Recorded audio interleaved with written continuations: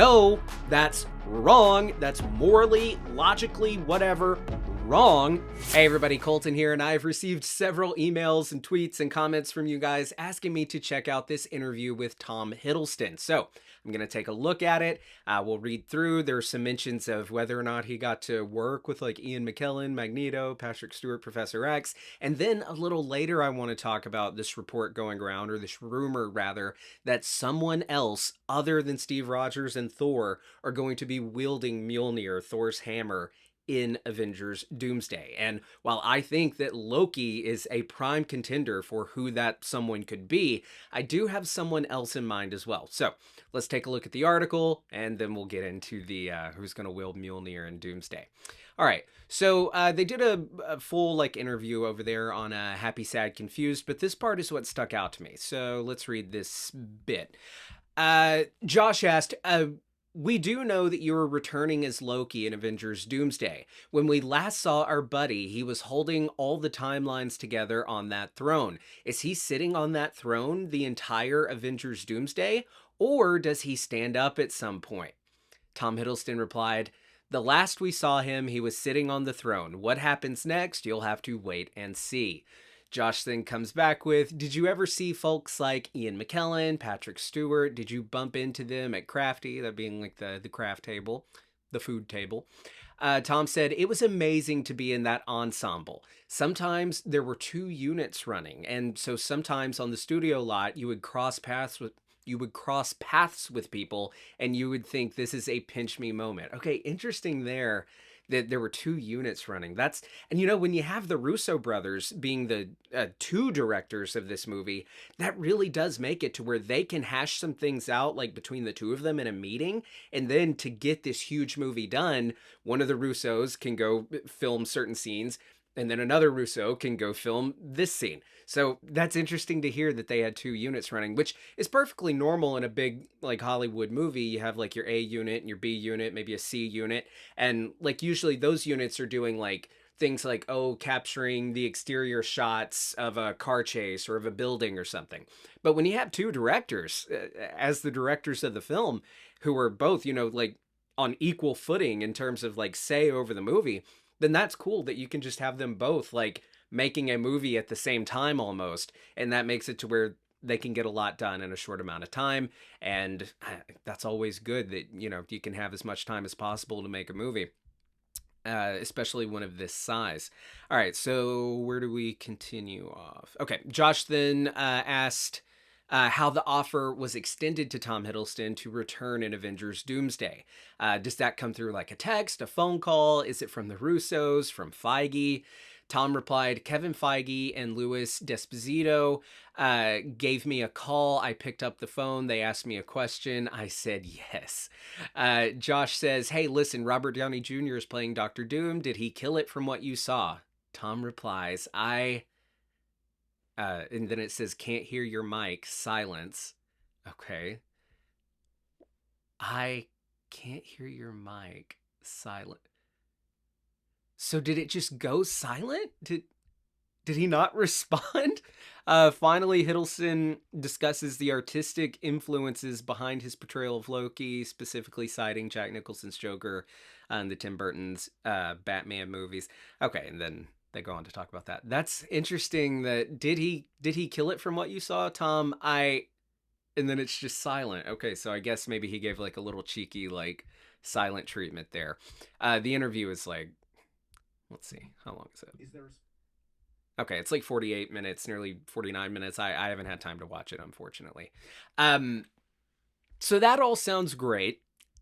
I'm very excited that Loki is the one, or that Loki is returning for Doomsday. And, I remember being somewhat worried because I've always been really excited about the RDJ coming in as Doom and all of that. And I'll talk about here in a second how I think that was kind of always part of the plan, just for later down the road. But when they were setting up Kang and all that, and Kang was so heavily set up in the Loki series, and then they pivoted away from Kang, I was worried that that meant that they were about to bench Loki a little bit too, and that he was being set up to have this huge role in Doomsday and Secret Wars, or in Kang Dynasty and Secret Wars, rather. And that if they were now changing their plan and going the Doctor Doom route, would that mean that Loki's role would now be diminished?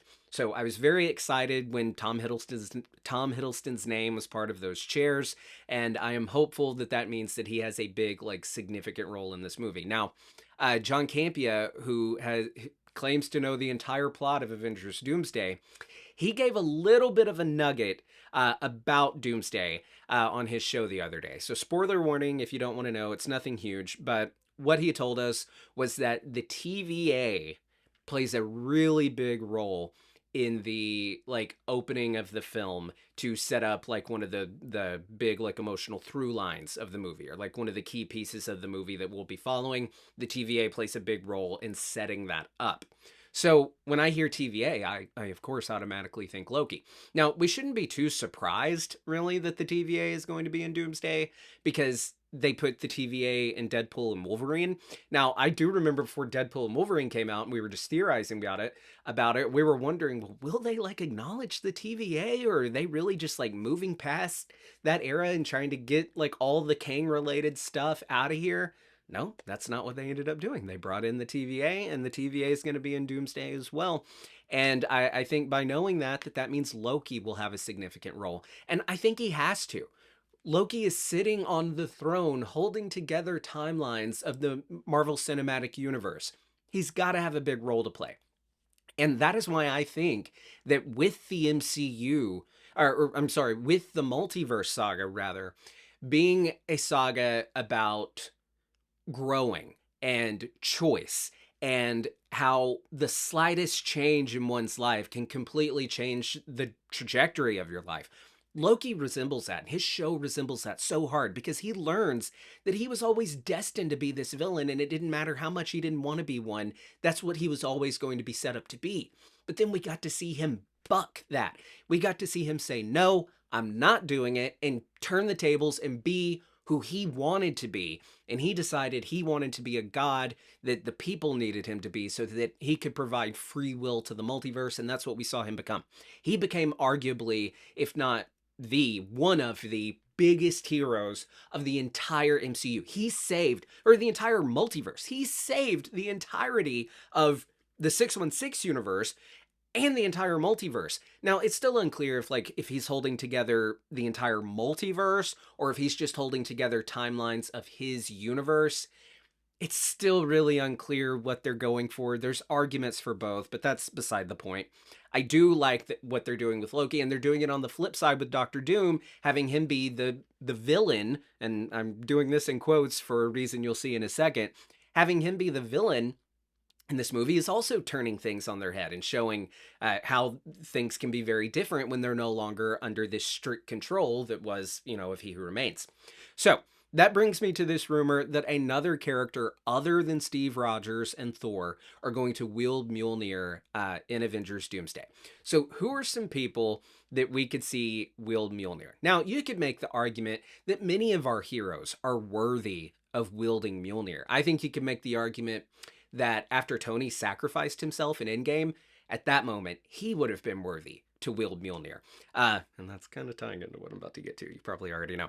But there are several heroes that you would think would be worthy. Thor's not necessarily a better person than several of our characters. But the main one that comes to mind for me that you would think it just has to be him, because you want the character that can pick up the hammer.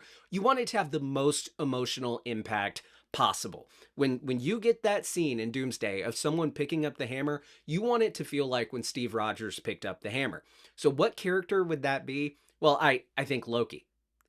Loki is like my number one who I want to see pick up this hammer. I want to see a scene where the Avengers are unsure if they can trust Loki. Maybe Thor is even unsure if he can trust Loki. And we see Loki pull a Vision. Remember in Age of Ultron where we saw Vision hand Thor the hammer, and that answered everybody's question on whether or not they could trust Vision? Have Loki do the same thing. Have him hand Thor Mjolnir.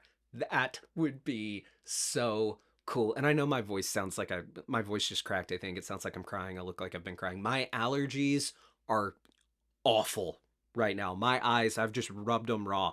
So please do forgive me for that. Having to look at this and listen to this.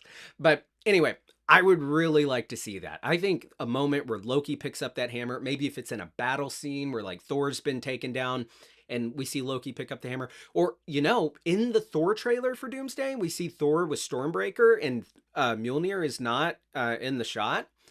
Perhaps that means that Love has Mjolnir. Maybe we see Love wield Mjolnir. Maybe we see Loki meet Love and pick up Mjolnir and hand it to her. That would be a cool thing. But I think it would really it would be such an in the feels moment that connects back to not just like stuff in the multiverse saga, but the entire Infinity Saga back to phase 1. And to really complete Loki's full, is it a face turn when you turn good? His full face turn, his complete shift, seeing him be worthy. Seeing him finally have his father's acceptance, an acceptance that he has moved past. He no longer needs or wants or cares about having his father's acceptance. But if he picks up the hammer that Odin put the hex on or whatever, that you have to meet a worthiness standard that Odin sets to be able to pick up that hammer. If Loki picks up that hammer, that is going to mean so much to Thor, to Loki, to the Avengers, to everyone, and to the audience. Now, who is someone else that we could see pick up the hammer and it would just change everything as we know it? What if we see Doctor Doom pick up the hammer? I think what is going to be really interesting about their interpretation of Doctor Doom, and it's a very comic accurate interpretation. Yes, Doctor Doom is the mwahaha villain, but in a lot of like later stuff, and even in the early stuff in the comics, he wasn't just this completely evil guy. He thought he was in the right. He had certain good intentions, I guess you could say. And he was very much like Tony Stark in the MCU, who wanted a suit of armor around the world, precious freedoms be damned. Tony had good intentions for the certain, tyrant type things that he wanted to do in the MCU that he ultimately was swayed away from. What if Doctor Doom, who I do think is a variant with Tony Stark, so many people say, oh, he's not a variant of Tony Stark. Tony Stark's a variant of him. And to those people, you don't even bother me as much as the people who say that they're not variants of each other at all. But to those who say that, oh no, Tony's a Doom variant, it's semantics. It's one way or the other. Tony is a variant of Doom. Doom is a variant of, they're variants of each other is what I'm saying. Anyway, if we see Doctor Doom, who is a Tony, who's a version of Tony, or this guy that we know from the Infinity Saga, who looks like Robert Downey Jr., if he is a version that leaned into his more tyrannical side, his more maybe isolationist, I don't want to say warmongering necessarily, but like a character who really leaned into my way or the highway, I know what's best, and that's what we're going to do because it's the right thing to do. If Tony had leaned more into that, and remember, Tony couldn't pick up the hammer in Age of Ultron. Keep that in mind. If we see the villain of the movie having this moral argument on what the best path forward is for saving the multiverse, and they're presented with like this trolley problem where, okay, do you let the train hit 3 people or do you move the track to where it'll only hit 1 person? I could see our heroes, like certain heroes in the team or whatever, saying Steve Rogers has said, we don't trade lives.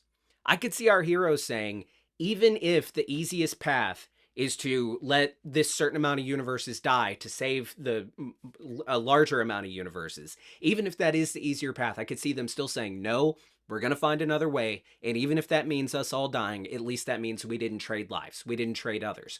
Where Doom could be making the argument, no, that's wrong. That's morally, logically, whatever, wrong. If you know that either the entire multiverse is going to die or some universes are going to die while the others get to live, then that is the option you need to take, not piss around and try to find a third option that you know is not possible, something like that. And if they're having that moral argument and we see Doom pick up Mjolnir, showing that pretty much an in-canon statement that he is worthy and moral and right, And I'm not saying where I would fall on that. I don't know where I would fall on that of like, okay, well, do we destroy a few universes to save all of them? Or do we take the risk of all of us dying, but trying to fight until the bitter end to make sure it doesn't happen? I don't know. But if we see, like, what if Thor is no longer able to lift Mjolnir? Because according to the Hex and like the ethics of Odin, and Odin's not, the one above all, the one all be all. He doesn't have the say of what is moral. That Hex is based on what Odin deems worthy. What if we see, and we know Odin wasn't a great guy. He was a bit of a tyrant himself. What if we see Doom able to pick up Mjolnir and Thor no longer able to pick up Mjolnir? Because Thor, in his argument that we do not trade lives, we are not going to sacrifice any universe to save the other universes. We're not doing that. What if, according to Mjolnir and that worthiness hex, what if they then deem Thor not worthy because he is not taking the path that will save more lives and guarantee it? That would be dope. I'm so excited for this movie. It's ridiculous. How long have I been talking? I can't see the screen that far. All right. I'd love to hear your thoughts and theories on all of this down in the comments below. If you're new here, be sure to subscribe, hit the bell so you get notified every time we upload a new video, and turn on the bell for, I think the bell would notify you of new uploads as well as live streams. We do the Ask Colton live show once a week. I think we're doing it on Mondays. That's when we did the first one, so I guess we'll do the next one on Monday. Maybe we'll try one on a Friday sometime. Maybe we'll start doing 2 a week. I'm still trying to figure it out. I don't really know, and I feel like shit this week, so I ain't figuring out this week. All right. Love you guys, and I think I'm going to do another video here in a second talking about, is Marvel behind the Doomsday trailer leaks? All right. Bye, guys.